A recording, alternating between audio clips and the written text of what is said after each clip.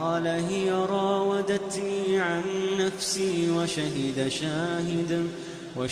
شاهد من أهلها إن كان قميصه قد من قبل فصدقت وهو من الكاذبين وإن كان قميصه قد من دبر فكذبت وهو من الصادقين فلما رأى قميصه قد من دبر قال إنه من كيدكن إن كيدكن عظيم يوسف أعرض عن هذا واستغفري لذنبك إنك كنت من الخاطئين.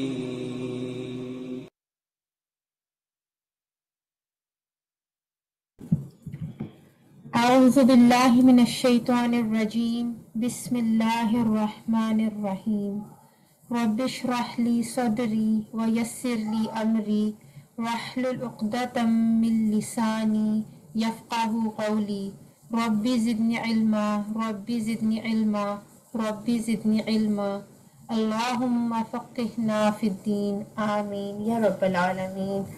السلام علیکم ورحمۃ اللہ وبرکاتہ. وعلیکم السلام ورحمۃ اللہ وبرکاتہ. جی کیسے ہیں آپ سب؟ امید کرتی ہوں بالکل خیریت سے ہوں گے، ٹھیک ٹھاک ہوں گے. الحمدللہ الحمدللہ الحمدللہ. تو آج ہمارا لاسٹ لیسن ہے روزوں سے، رمضان سے پہلے انشاءاللہ، اور پھر ہم باقی اپنے جو لیسنس ہیں وہ رمضان کے بعد کنٹینیو کریں گے. تو چلیے آئیے جلدی سے ہم اپنا لیسن سٹارٹ کرتے ہیں انشاءاللہ. آج چھوٹا سا ہمارا لیسن ہوگا اور اینڈ پہ ہم اپنا کوئز بھی کریں گے. تو چلیے بسم اللہ کرتے ہیں. بسم اللہ.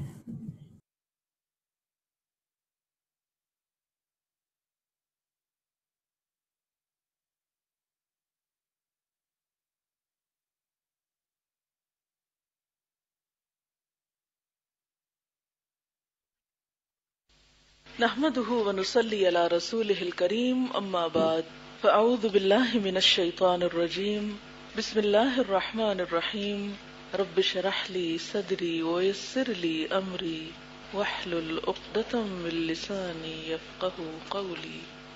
وعن ابي هريرة قال قال رسول الله صلى الله عليه وسلم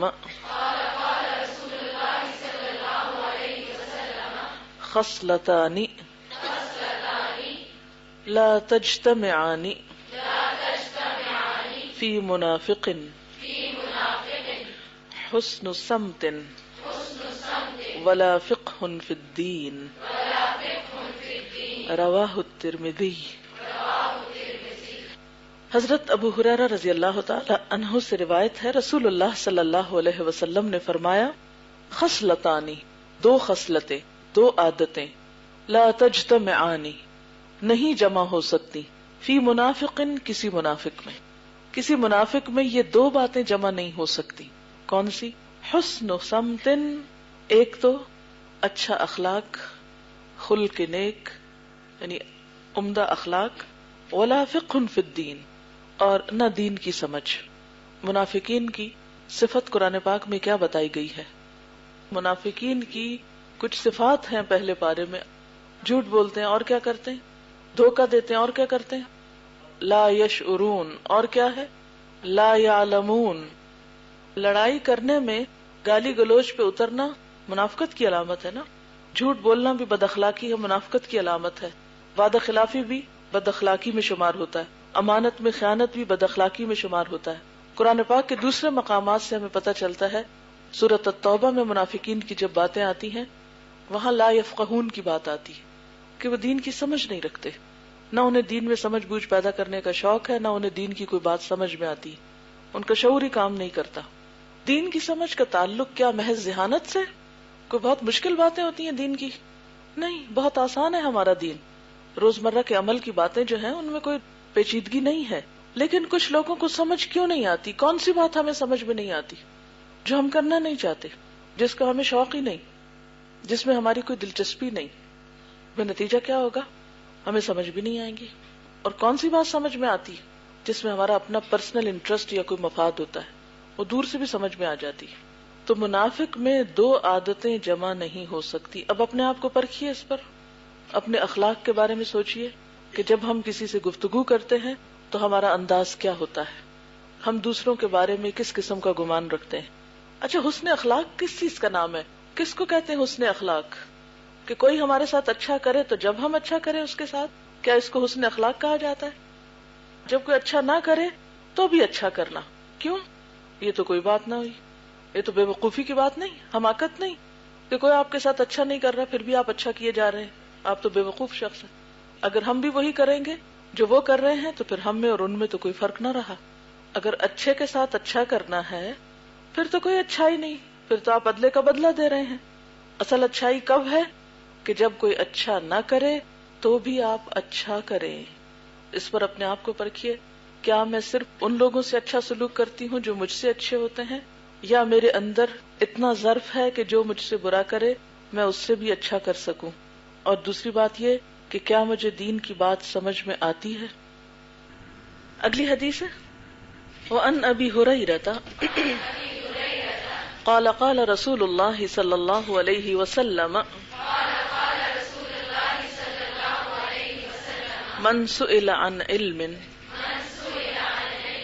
علمه ثم كتمه ألجم يوم القيامة بلجام من نار۔ حضرت ابو ہریرہ رضی اللہ تعالی عنہ سے روایت ہے، رسول اللہ صلی اللہ علیہ وسلم نے فرمایا، من سئل عن علم، جس سے علم کے بارے میں سوال کیا گیا، علمہ، جس کو وہ جانتا تھا، ثم کتمہ، پھر اس نے اس کو چھپا لیا، یعنی دوسرے کو نہیں بتایا، الجم یوم القیامت، قیامت کے دن لگام پہنایا جائے گا، بلجام من نار، آگ کی لگام میں سے۔ رواہ احمد و ابو داود و ترمذی، یعنی جو شخص علم جانتا ہو پھر اس سے کوئی پوچھے اور وہ نہ بتائے کہ کہیں اس کو نہ پتا چل جائے، اگر اس کو پتا چل گیا تو میں اور یہ برابر ہو جائیں گے، تو قیامت کے دن اس کے منہ میں آگ کی لگام ڈالی جائے گی۔ معلوم ہے لگام کیا ہوتی؟ کبھی ٹانگا دیکھا ہوگا آپ نے، اس میں جو آگے گھوڑا ہوتا ہے تو گھوڑے کے منہ میں جو چیز باندھی بھی ہوتی ہے اس کو پکڑنے کے لیے، اس کو چلاتے وقت کنٹرول کرنے کے لیے، وہ لگام کہلاتی ہے۔ یہ عربی میں لجام ہے اور اردو میں لگام ہوتی ہے۔ ایسا کیوں ہوگا؟ ایسا کیوں کیا جائے گا؟ اتنی بڑی سزا کیوں ہے علم چھپانے کی؟ یعنی مال کا صدقہ، اگر آپ کے پاس مال ہے اور کسی نے آپ سے سوال کیا کہ مجھے بھی کچھ دے دو، تو آپ کے پاس چوائس ہے، آپ دیں یا نہ دیں۔ کہیں یہ نہیں آیا کہ جس کے پاس مال ہو اور کوئی اس سے مانگے اور پھر وہ اس کو نہ دے تو اس کے ساتھ ایسا سلوک کیا جائے گا قیامت کے دن۔ لیکن علم کے بارے میں یہ بات کہی گئی ہے کہ جس کے پاس علم ہو اور پھر وہ نہ دے دوسرے کو اس کے مانگنے کے باوجود۔ اچھا، کیا اس کا یہ مطلب ہے کہ اگر ٹیچر کو اسائنمنٹ دے اور ہم نے محنت کر کے اسائنمنٹ کی ہو اور پھر دوسری اسٹوڈنٹ کہے کہ مجھے فوٹو کاپی کرنے کے لیے، نقل کرنے کے لیے دے دو، اور ہم اس کو نہ دیں تو ہمارے ساتھ ایسا ہی ہوگا؟ یہ اس کا مطلب نہیں ہے۔ اس کا مطلب کیا ہے؟ علم کی بات اور علم کا سوال، نہ کہ کی ہوئی اسائنمنٹ کا سوال۔ وہ کیوں نہیں دینی چاہیے؟ کیا اس پر یہ اطلاق نہیں ہوگا؟ وہ کیوں نہیں دینی چاہیے؟ وجہ وہ اس لیے نہیں دینی چاہیے کہ دوسرا شخص پھر خود کام نہیں کرے گا، نکما ہوگا۔ اس طرح آپ اس کو نکما بنا رہے ہیں، اس کی مدد نہیں کر رہے بلکہ اس کا الٹا نقصان کر رہے ہیں۔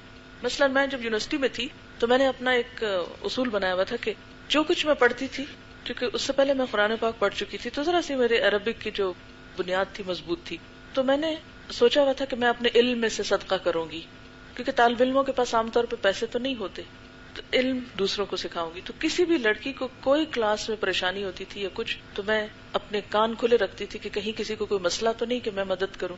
اور آہستہ آہستہ ہوا یہ کہ شام میں ہر روز ایک چھوٹا سا گروپ لیتی تھی، ڈسکشن۔ آپ کے یہاں تو ہاسٹل میں گروپ اسٹڈی ہوتی ہے، ڈسکشنز ہوتی ہیں، لیکن ہمارے ہاں تو کوئی ایسا انتظام نہیں تھا، لیکن اس کو میں نے خود تھوڑا سا آرگنائز کیا اور سب اسٹوڈینٹس کے ساتھ مل کے گروپ اسٹڈی ہم شام کو کرتے تھے۔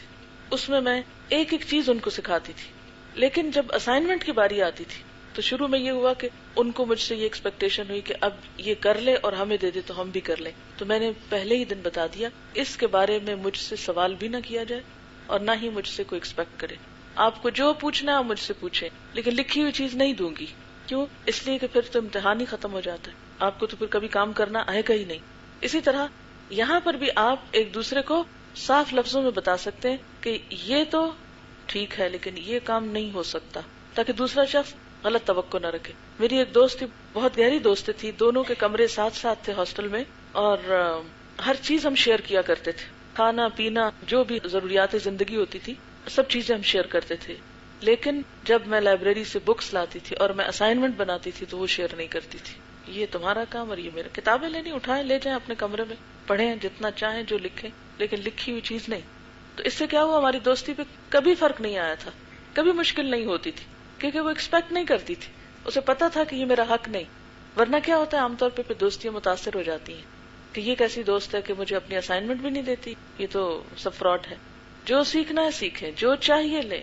یہ بالکل وہی معاملہ ہے جسے آپ صلی اللہ علیہ وسلم نے بھی قیامت کے بارے میں اپنے خاندان کو اکٹھا کیا اور فرمایا, اے بنی ہاشم, اے عبد مناف, اے پھپھی صفیہ, اے بیٹی فاطمہ, سلونی من مالی ما شئتم, میرے مال میں سے جو چاہتے ہو مانگو, جو چاہیے مانگو لے لو, لیکن یہ یاد رکھو کہ میں قیامت کے دن تمہارے کسی کام نہ آؤں گا.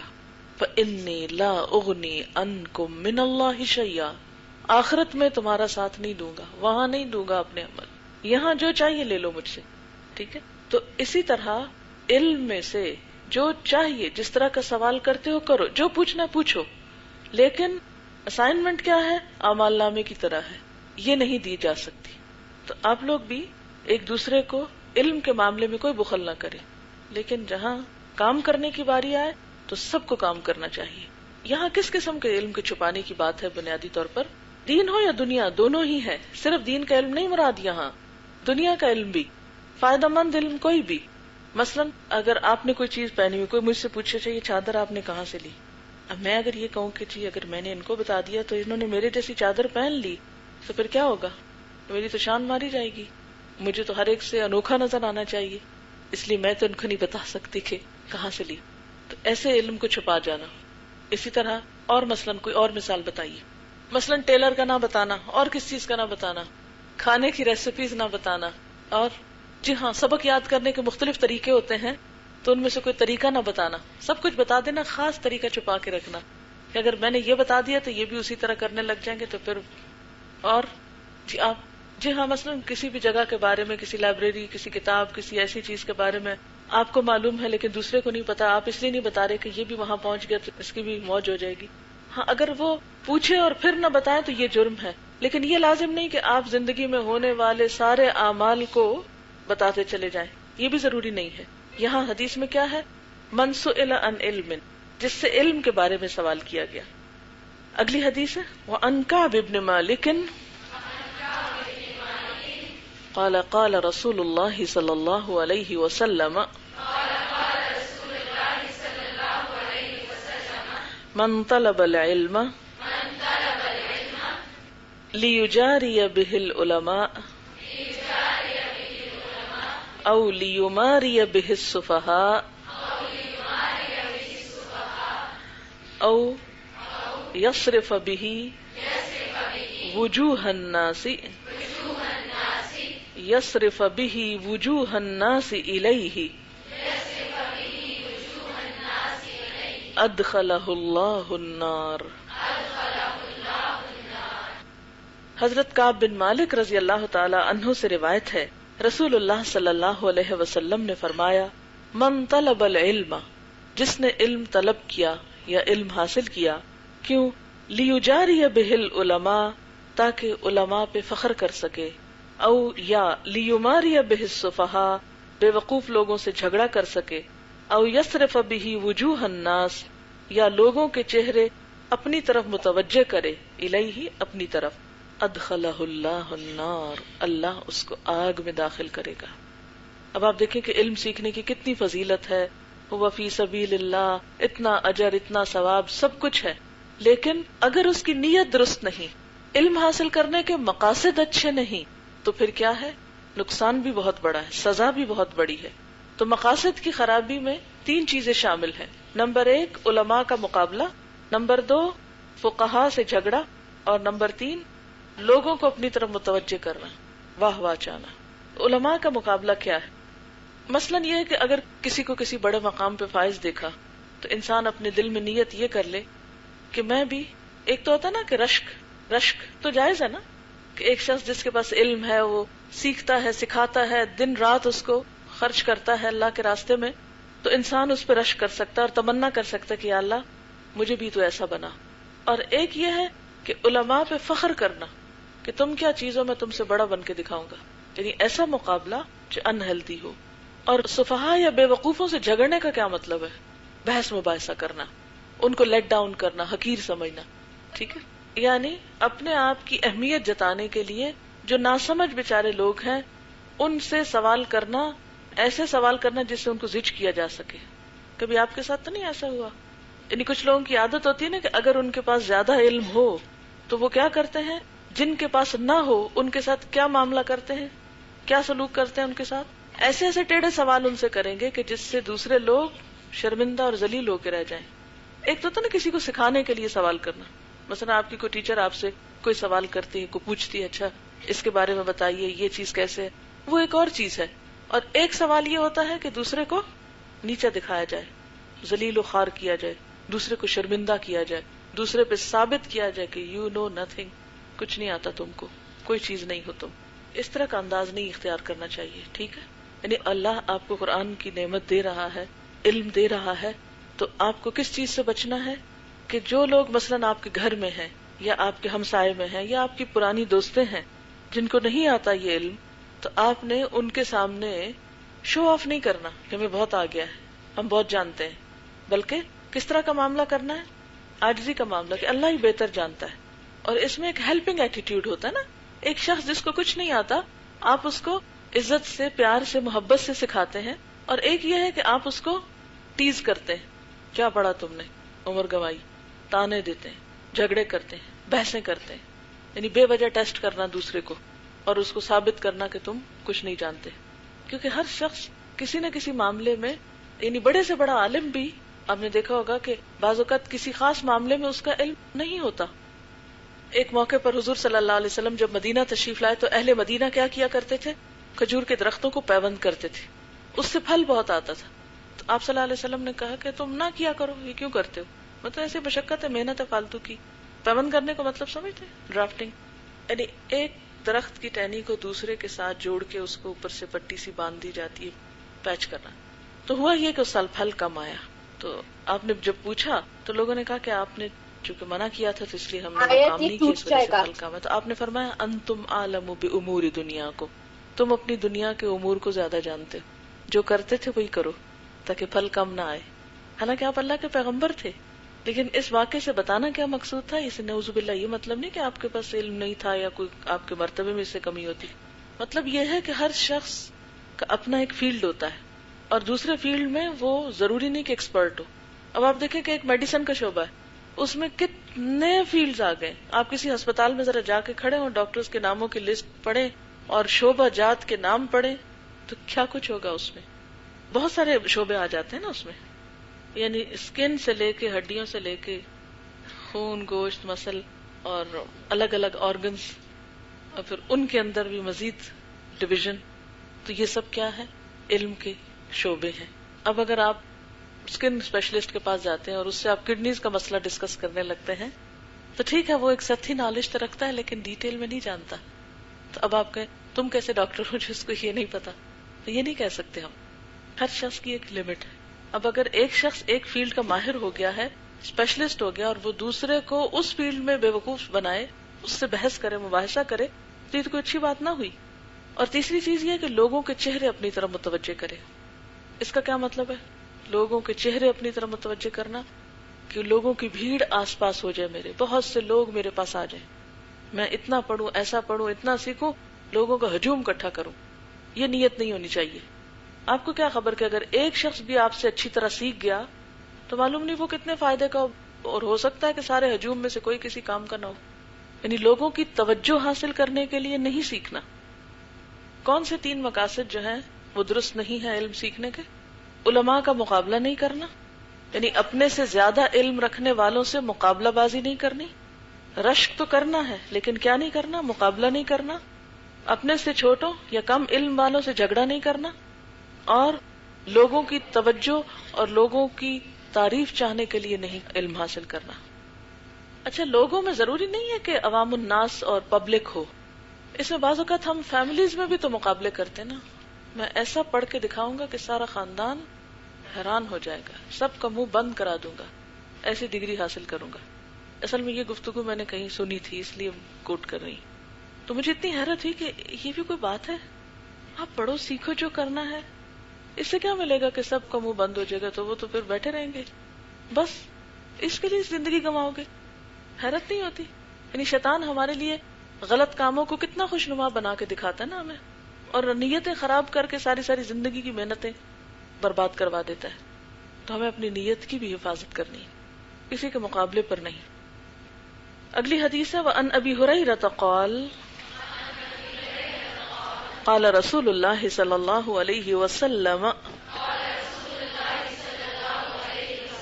من تعلم علما مما يبتغى به وجه الله لا يتعلمه الا ليصيب به عرضا من الدنيا الا ليصيب به عرضا من الدنيا لم يجد عرف الجنة يوم القيامة يعني ريحها۔ حضرت ابو ہریرہ رضی اللہ تعالی عنہ سے روایت ہے، رسول اللہ صلی اللہ علیہ وسلم نے فرمایا، من تعلم علما، جس نے علم حاصل کیا، مما، اس سے جو، یبتغى به وجہ اللہ، جس سے اللہ کی رضا چاہی جاتی ہے، یعنی ایسا علم جس کا مطلوب یا مقصود یا غرض اللہ کو راضی کرنا ہوتا ہے، وہ اس نے سیکھا، لا يتعلمه، نہیں وہ حاصل کرتا اس کو، الا لیصیب به عرضا من الدنیا، مگر اس لیے کہ دنیا کا فائدہ حاصل کرے، دنیا کی متاع حاصل کرے، لم یجد عرف الجنہ، وہ جنت کی خوشبو نہ پا سکے گا، یوم القیامت، قیامت کے دن، یعنی ریحہ، اس کی ہوا، یعنی اس کی خوشبو۔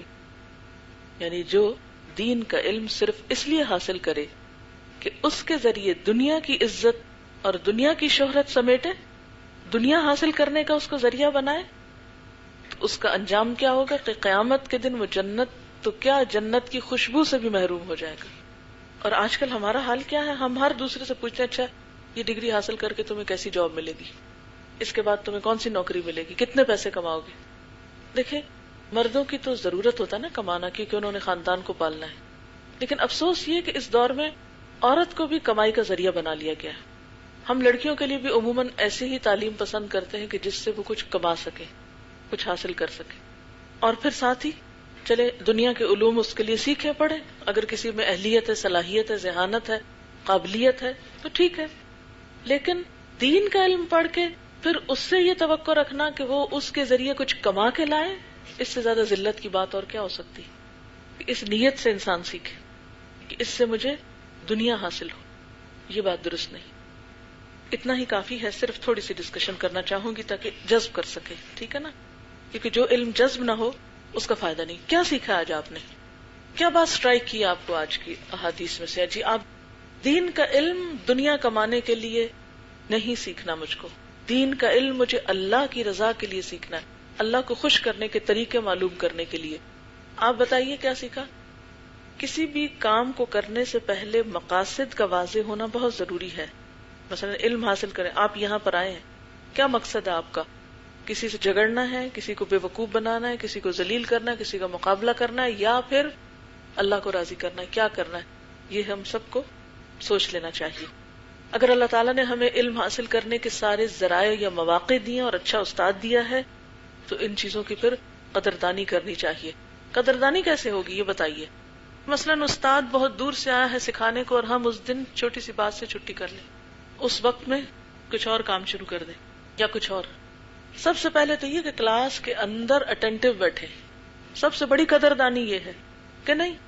اس وقت دیکھیں آپ گھر چھوڑ کے آئے ہوئے ہیں، میں بھی، آپ بھی اپنے کام، اپنا گھر، اپنی بہت سی دلچسپیاں چھوڑ کے یہاں بیٹھے ہیں اس جگہ.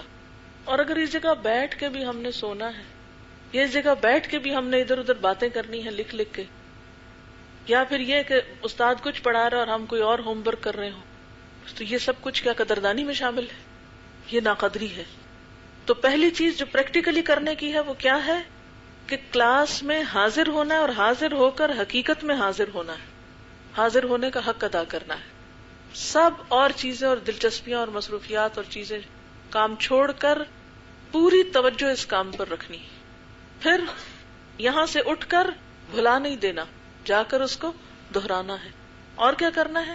دوسروں تک پہنچانا ہے. یعنی ساری زندگی علم حاصل کرنے کا پروگرام بنانا ہے. ایک تو فارمل طریقہ نا، جیسے آپ اس وقت کورس کر رہے ہیں، یہ تو ایک فارمل وے، لیکن صرف فارمل وے ہی کافی نہیں. ساری زندگی آپ فارمل وے میں تو نہیں کر سکتے. اگر ساری دنیا کے لوگ یہی کچھ کریں کہ بیٹھے رہے یہاں آ کر، تو پھر تو کام نہیں چلے گا. آپ کو کہیں دنیا میں جا کے اور کام بھی کرنے ہیں. تو ان کاموں کے ساتھ ساتھ، ان دنیاوی مصروفیات کے ساتھ ساتھ آپ کے پاس کیا طریقے ہیں کہ آپ یہ کام بھی ساتھ جاری رکھیں گے. کہ فارمل وے میں تو جب سیکھ لیا، ابھی تو آپ کے پاس ہیں، کسی کے 6 مہینے، کسی کے پاس 11 مہینے، لیکن جب یہ مہینے ختم ہو جائیں گے تو پھر آپ کس طریقے سے اپنا یہ کام جاری رکھ سکتے ہیں کہ جس میں آپ پکے رہیں، آپ سے یہ چیز چھوٹے نہ، موت تک، جنت تک یہ سلسلہ جاری رہے. وہ کیا پریکٹیکل ٹپس ہیں آپ کے پاس اپنے آپ کو جمائے رکھنے کی؟ ایک طریقہ تو یہ ہو سکتا ہے کہ کسی نہ کسی کو کچھ سکھانا شروع کرنا چاہیے، چاہے تھوڑا ہو یا زیادہ. اس سے کیا ہوگا؟ اپنی دہرائی ہوتی رہے گی. اور کیا ہو سکتا ہے؟ عمل کا حصہ تو بنے گا، لیکن عمل کے حصے میں بھی عملی بات کیا ہوگی؟ جیسے میں کیا کرتی ہوں، پڑھاتی بھی رہتی ہوں، تو اس کے لیے مجھے لازماً پڑھنا پڑتا ہے. پھر پڑھا ہی نہیں سکتی اگر میں پڑھوں نہیں تو. وہ تو ایک مسلسل اس کی تیاری کرنی پڑتی ہے. لیکن اس کے علاوہ کچھ طریقے میں اور بھی اختیار کرتی ہوں. پہلے آپ بتا دیں اپنے، تو پھر میں آپ کو بتاؤں گی اپنے. میں مانتی ہوں کتاب پڑھیں گے، قرآن پڑھیں گے، کریں گے، مگر کیسے کریں گے، کس وقت میں کریں گے؟ دنیا کے اتنے لمبے چوڑے کام ہیں کہ آپ کے پاس وقت ہی کہاں رہے گا کہ آپ یہ کچھ کریں. ابھی تو آپ کو باندھا ہوا ہے نا، کچھ باندھ کے پڑھاتے ہیں، کچھ پھر باندھ دیتے ہیں گھر جا کر کہ یہ کر کے آؤ، تو آپ کر رہے ہیں. ہاں، پچھلے سال تو آپ ایسا نہیں کر رہے تھے. کتنے دن آپ کے مثلاً کچھ ایگزامز دے کے فارغ گزرے، ان دنوں میں تو ہم نے خود نہیں کچھ کیا. اب اللہ نے اگر ہم کو ایک موقع دیا ہے، اور یہاں سے نکلنے کے بعد پھر اگر ہم وہی ہو جائیں جو کچھ ہم پہلے تھے، وہ تو خسارہ ہی خسارہ ہے. مومن تو کبھی بھی علم حاصل کرنے سے سیر نہیں ہوتا. ہاں، چند ایک کام ایسے کر سکتے ہیں کہ جس میں آپ مسلسل ان ٹچ رہیں. نمبر 1 تو یہ ہے کہ گھر میں پڑھنے لکھنے کا ماحول پیدا کریں. چاہے آپ گھر میں، چاہے کسی ہاسٹل میں، چاہے کسی کلینک پہ ہیں، چاہے کہیں بھی ہیں، ماحول بنائیں. کیسے بنائیں گے؟ مثلا میں کسی کے گھر گئی تو میں نے دیکھا کہ انہوں نے اپنے کچن میں باقی تمام چیزوں کے ساتھ ایک چھوٹا سا شیلف جو ہے بکس کا بھی رکھا ہوا تھا کچن کے اندر ہی، اور ساتھ ہی لکھنے کا ٹیبل لیمپ، اور وہ جو ڈائننگ چیئر تھی وہ اس طرف کو موڑ کے وہ اپنا ڈیسک سا بنا لیتی. تو کہتی کہ کام کرتے کرتے تھوڑا سا بھی اگر مجھے ٹائم ملتا ہے تو میں فوراً یہیں بیٹھ کے کچھ نہ کچھ لکھنے پڑھنے کا کام کر لیتی. اسی طرح ایک رائٹر تھی، ان سے میری ایک دفعہ ملاقات ہوئی تو میں نے ان سے کہا کہ آپ نے اتنا کیسے لکھا ہے؟ وہ کہنے لگی کہ میں صرف فارغ اوقات میں نہیں لکھتی، میں اپنے کام کے اوقات میں بھی بیچ میں سے وقت نکالتی ہوں. مثلاً یہ کہ کچن میں کام کر رہی ہوتی تو میں ساتھ ساتھ جب مجھے جو خیالات آتے جاتے ہیں، آپ کو پتا ہے کہ چمچہ ہلاتے ہوئے بہت سے خیالات آتے ہیں، جھاڑو لگاتے ہوئے بہت سے خیالات آتے ہیں، تو اس کے لیے میں نے انتظام کر رکھا ہے. کاغذ قلم ہمیشہ ہی ساتھ ہوتا ہے، جہاں موقع ملے شروع ہو جاتی. اگر فارملی نہ لکھ سکوں تو میں اپنے آئیڈیاز کو جوٹ ڈاؤن کرتی رہتی ہوں. یہ ہے کہ گھر میں ماحول بنائے پڑھنے لکھنے کا. نمبر 1 یہ کہ کوئی کارنر ضرور رکھیں، چاہے 2 کتابیں ہوں آپ کے پاس یا زیادہ ہوں. نمبر 2 یہ ہے کہ گھر میں ایسی وال ہینگنگز یا ایسا انتظام ضرور کریں کہ جہاں پر آپ کو کچھ نہ کچھ لکھا ہوا پڑھنے کو مل جائے. یعنی گزرتے گزرتے آپ کوئی آیت پڑھ لیں. جیسے یہاں پر ہم نے نوٹس بورڈ کیوں لگائے ہوئے ہیں؟ کیونکہ آپ گزریں گے، لا محالہ آپ کی نظر پڑے گی اور آپ دیکھیں گے، کچھ نہ کچھ پڑھ لیں گے اس میں سے، سیکھنے کے لیے نا. اسی طرح آپ اپنے گھر میں بھی ایک بورڈ لگا سکتے ہیں، اس پہ ڈفرینٹ چیزیں جو ہیں وہ لکھ کر آپ وہ کر سکتے ہیں. اچھا، اسی طرح اور کیا طریقہ ہو سکتا ہے؟ مثلاً ٹیپ ریکارڈر اور کیسٹ پلیئر جو ہے وہ آپ کسی ایک جگہ پہ فکس کر لیں. میں جب پی ایچ ڈی کر رہی تھی تو مجھے پی ایچ ڈی کا ہی پڑھنا پڑتا تھا، اور چیزیں نہیں میں پڑھ پاتی تھی یا کر نہیں پاتی تھی. تو اس کا میں نے طریقہ یہ کیا ہوا تھا کہ جہاں میں کوکنگ کرتی تھی اس کے قریب ٹیپ ریکارڈر تھا، کمرے میں بھی ایک تھا. میں جیسے یونیورسٹی سے گھر آتی تھی، حالانکہ رات کے 9:30 10 بعض اوقات بجے ہوتے تھے، جو ہی کمرے میں انٹر ہوتی تھی تو بیگ رکھتے ہی بٹن پریس کر دیتی کیسٹ پلیئر کا. اب کیا ہوا، گاؤن کے بٹن کھول رہے ہیں لیکن کان جو ہے وہ سن رہے ہیں. اسی طرح ہمیشہ سے میری عادت یہ کہ گھر پہنچ کر اپنا بیگ کلیئر کرتی، A to Z ہر چیز نکال کے دیکھتی ہوں، آج اس میں کیا رکھا، کیا کرنے کا کام ہے، کیا ہو چکا کیا نہیں.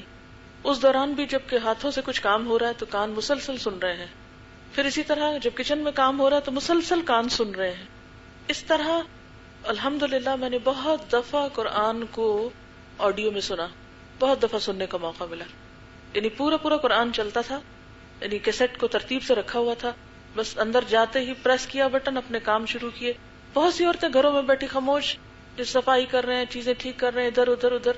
تو وہ تھوڑی سی آپ اگر سیٹنگ پہلے سے کیے ہوئے ماحول بنایا ہوا ہو تو وہ آپ کیسٹ سن سکتے ہیں. اب تو آڈیو ویڈیو کا زمانہ ہے، بہت اللہ تعالیٰ نے آسانی کر دی. اسی طرح اگر آپ ڈرائیونگ کر رہے ہیں، کہیں سفر کر رہے ہیں، کتاب پڑھ سکتے ہیں، کتاب پڑھ لیں. اگر پڑھنے کا موقع نہیں تو آپ سن کے بہت کچھ سیکھ سکتے ہیں.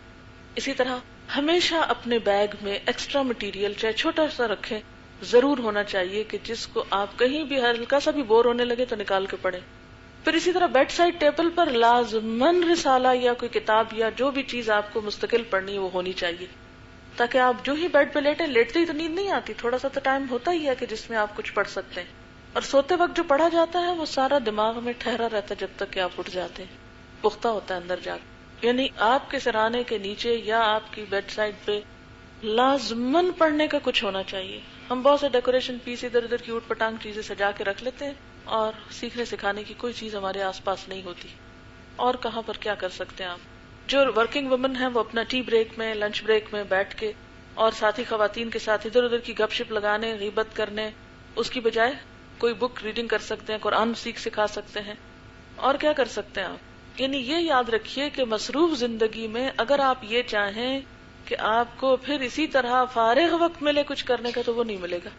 جب آپ کے بچے چھوٹے ہوں، جب آپ عملی زندگی گزار رہے ہوں، کام کر رہے ہوں، پھر پڑھنے کا موقع بہت کم رہ جاتا ہے. لیکن جو لوگ ماحول بنا لیتے ہیں وہ لوگ کام کر جاتے ہیں.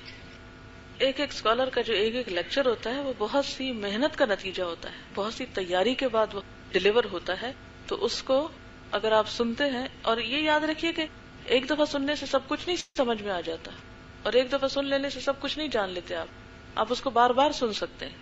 مجھے یہ خط یاد آیا، کسی میری اسٹوڈنٹ نے مجھے دیا تھا. انہوں نے لکھا ہے کہ روشنی کا سفر کا دوسرا بیچ اپنے اختتام کو پہنچ گیا اور تیسرا بھی اپنی منزل کو رواں دواں ہے. مجھے اس کام کے کرنے میں بہت اچھا تجربہ ہوا ہے جو آئندہ میرے کام آئے گا. ایک چیز آپ کو بتانا چاہوں گی کہ اس پروگرام میں میرا آنے جانے کا مسئلہ تھا. گلی بہت چھوٹی ہونے کی وجہ سے وہاں کار پارک کرنا مشکل تھی، اس لیے میں ٹیکسی پہ جاتی. بعض اوقات پیدل ٹیکسی کے لیے چلنا پڑتا، گھر میں ذکر نہ کرتی کہیں آنا جانا بند نہ کر دیں. خیر مجھے خیال آیا اپنے اوپر ترس نہ کھاؤں کہ مجھے اب ٹیکسی پہ جانا پڑتا ہے، تو اپنے اوپر ترس نہ کھاؤں بلکہ لوگوں کو دین کی دعوت دوں. میں نے بہت سی کیسٹس خرید لی جو ہر وقت میرے پرس میں رہتی. چند پمفلٹ بھی تھے، ہر ٹیکسی والے کو میں دیتی. یقین کریں بظاہر خشک اور اکھڑ اور بدتمیز نظر آنے والے یہ ان پڑھ لوگ اندر سے علم کے متلاشی اور خیر سے بھرپور تھے. کمانے کی فکر نے انہیں دنیا کے دھندوں میں اتنا الجھا دیا کہ اس کو موسیقی میں ڈھونڈنے لگے. بعض ٹیکسی ڈرائیور میرے انتظار میں ہوتے کہ باجی اس راستے سے اتنے بجے گزریں گی، مزید کتابیں اور کیسٹیں دیں گی. بعض نے گھروں میں اپنی بیوی، والدہ اور بہنوں کو سنوائیں، بہت دعائیں دی. الہدا اور روشنی کے سفر کا ایڈریس بھی لیا. یہ بات میں نے دعویٰ کلاسز کے حوالے سے لکھ کر بھی دی تھی. اس سے بہت حوصلہ افزائی ہوئی. اس رمضان میں اپنے بچوں کے اسکول بیکن ہاؤس میں ہر ٹیچر سے لے کر لوئر سٹاف اور پرنسپلز کو خطبہ رمضان، عید کارڈ، کیسٹس گفٹ بھیجی. یقین کریں بہت مثبت رد عمل دیکھنے میں آیا. پرنسپل نے کہلا بھیجا کہ میں درس کرانا چاہوں تو کیا آپ گھر آ کر درس دے سکیں گی. اپنے بھائی کے بینک میں بھی میں نے سب کو یہ گفٹ بھیجا، ساتھ میں قرآنی اور مسنون دعاؤں کی، جس کا بہت اچھا رد عمل سامنے آیا. ہمارے ہمسایوں میں آس پاس کے تمام گھروں میں کیسٹ، عید کارڈ اور خطبہ رمضان بھیجا، جس کو بہت سراہا گیا. مجھے ایسے لگ رہا تھا کہ کوئی بڑی طاقت میرے ذہن میں ڈالتی جا رہی ہے، اب ایسے کرو، فلاں کو بھیجو. خیر میں اللہ تعالیٰ کی شکر گزار ہوں، وہ ایسے ہی میرے ذہن میں آئیڈیاز ڈالتے رہے ہیں. اس سے میرے بچوں میں بہت تبدیلی آئی ہے، کیونکہ بانٹنے کا کام انہوں نے کیا. ان کے کہنے پر تراویح میں مسجد میں بھی کیسٹس اور خطبہ رمضان تقسیم کیا گیا، جس کا انتظام دونوں بچوں نے کیا. اب آپ دیکھیں کہ یہ ہماری ایک سٹاف ممبر ہیں جنہوں نے اپنا ایکسپیرینس مجھ سے شیئر کیا.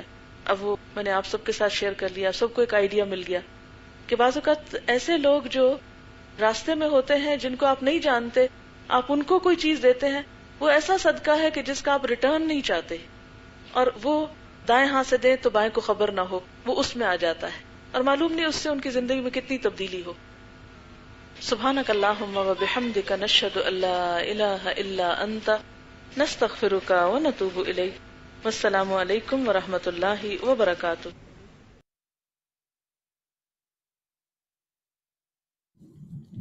السلام علیکم ورحمۃ اللہ وبرکاتہ. جی الحمدللہ آج کا ہمارا لیسن کمپلیٹ ہو گیا ہے، اور بہت زبردست ٹپس ہم سے شیئر کی گئی ہیں اپنے گھر میں دین کی تعلیم اور دین کے ان کو سیکھنے کا ماحول بنانے کے لیے.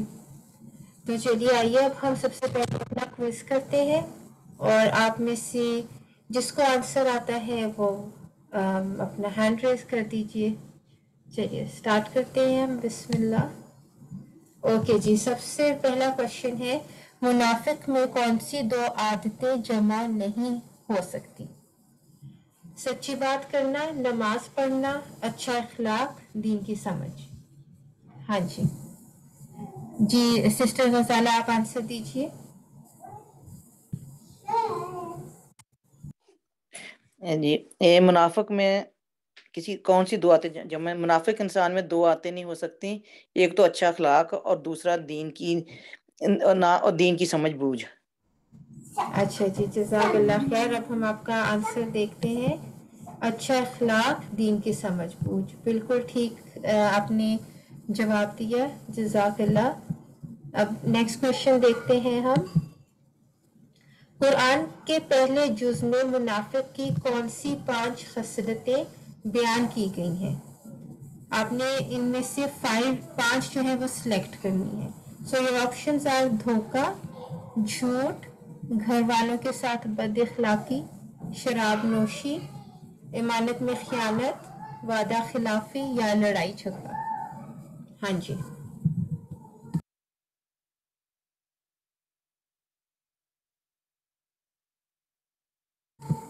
جی روش آپ بتائیے آنسر. السلام علیکم.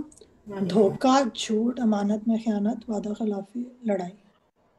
اچھا جزاک اللہ خیر روش. آپ کا آنسر دیکھتے ہیں. جھوٹ، دھوکہ، لڑائی، وعدہ خلافی اور امانت میں خیانت. جزاک اللہ خیر. آپ نے پورے صحیح بتائے ہیں نا آپشنز، الحمدللہ ماشاء اللہ. آپ کا بالکل answer is correct. Let's go on to the next question. اچھا جی، نیکسٹ کوشچن ہے علماء پر فخر کرنا سے کیا مراد ہے؟ علماء کا مقابلہ کرنا یا خود کو ان سے بہتر سمجھنا؟ جی سسٹر فاطمہ آپ بتائیے آنسر. السلام علیکم. جی خود کو ان سے بہتر سمجھنا. اچھا جی ٹھیک ہے، آپ ایک دفعہ اور سوچ لیجئے کیا یہ آپ کا فائنل آنسر ہے؟ آپ پھر سے کوشچن پڑھیں پلیز. علماء پر فخر کرنا سے کیا مراد ہے؟ ہاں، علماء کا مقابلہ کرنا، سوری. اچھا جی، یہ تھوڑا میں نے آپ کے لیے ٹرکی بنایا ہاں تھا. یہ آپشنز جو ہیں جی اور آنسر کرنا چاہتے ہیں اینی بڈی ایلس؟ جی چلے اب ہم آنسرز دیکھتے ہیں. جی یہ دونوں ہی ٹھیک آپشن سے، علماء کا مقابلہ کرنا اور خود کو ان سے بہتر سمجھنا. یہ دونوں ہم نے حدیث میں پڑھا تھا نا. اوکے جی جی جی ٹھیک. علماء کا مقابلہ کرنا اور خود کو ان سے بہتر سمجھنا، جس میں یہ ہے علماء سے فخر کرے یا بے وقوفوں سے جھگڑا کرے. ٹھیک ہے، جزاک اللہ خیر فاطمہ. جی نیکسٹ کوشچن از لفظ ریحا کا کیا مطلب ہے؟ اس کا شہد، اس کا پانی، اس کی خوشبو.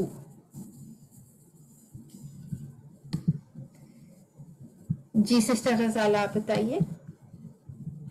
جی اس کا مطلب ہے اس کی خوشبو. خوشبو، جزاک اللہ خیر. جی آپ نے بالکل ٹھیک جواب دیا، اس کی خوشبو. اچھا جی دیٹس آل فار ٹوڈے. آپ ہمارا آج کا کوئز جو ہے وہ ہو گیا الحمدللہ.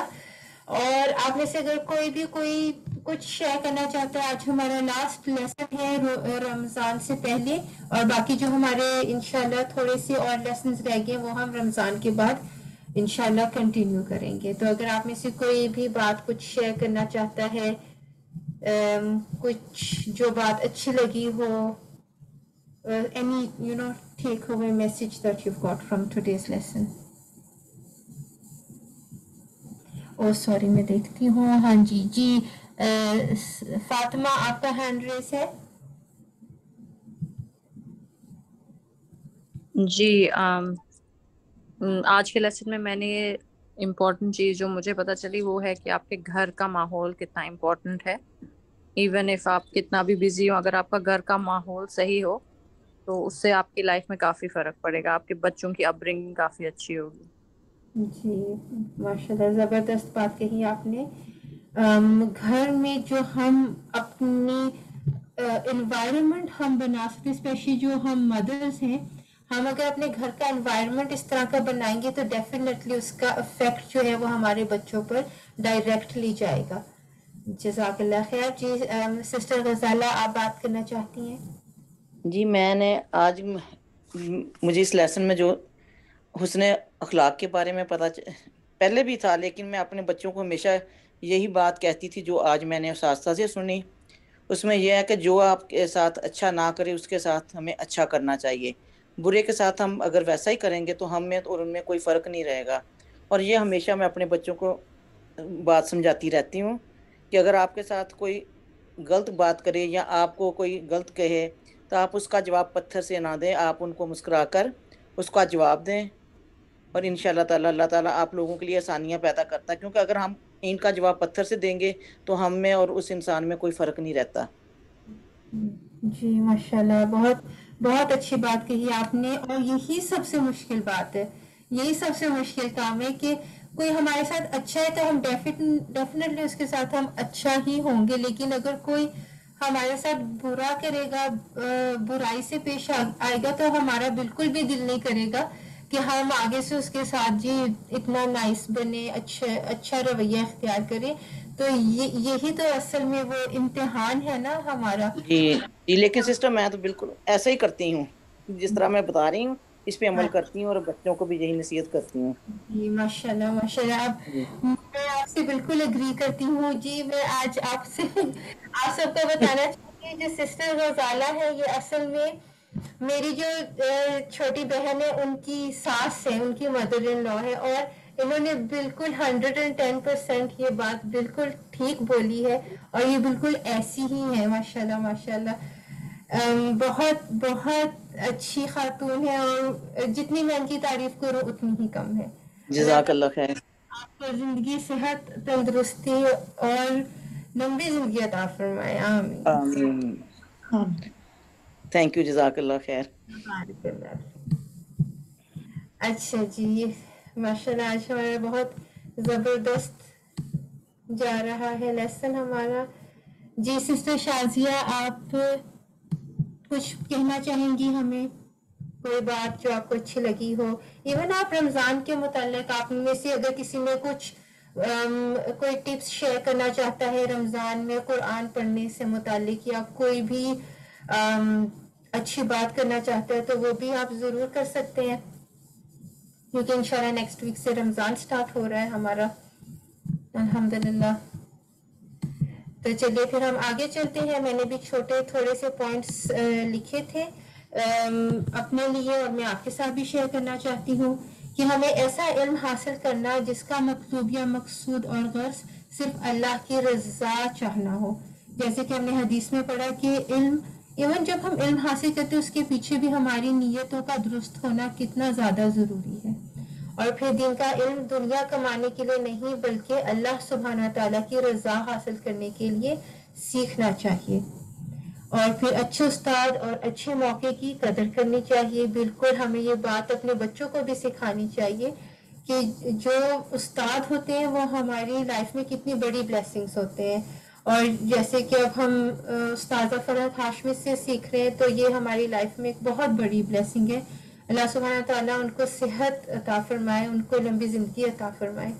اور کلاس ختم ہونے پر ہمیں کوئی نہ کوئی اچھی بات دوسروں کے ساتھ لازمی شیئر کرنی ہے. اور پھر وہی بات کہ اپنے گھروں میں دین سیکھنے اور سکھانے کا ماحول بنانا ہے.